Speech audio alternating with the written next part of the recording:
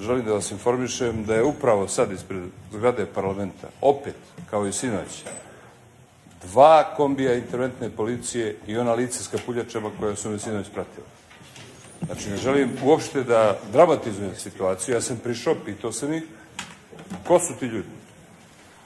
Zašto interventna policija i neki policajci u civilu ovde čekaju poslanike Demokratskog fronta, posebno mene? Čemu se radi?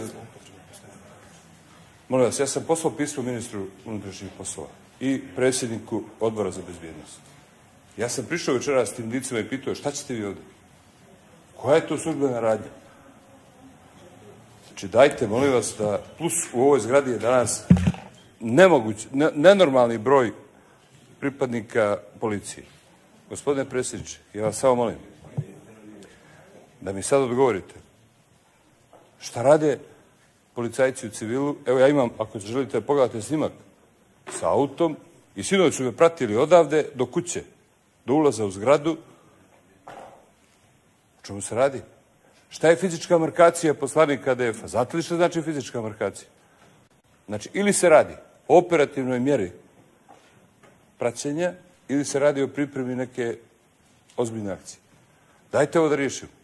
Šta rade policajci u civilu ispred naše zgrade i koga oni prate?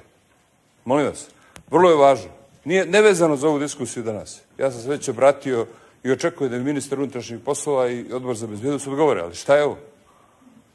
Molim vas, ako možete da nam date informaciju.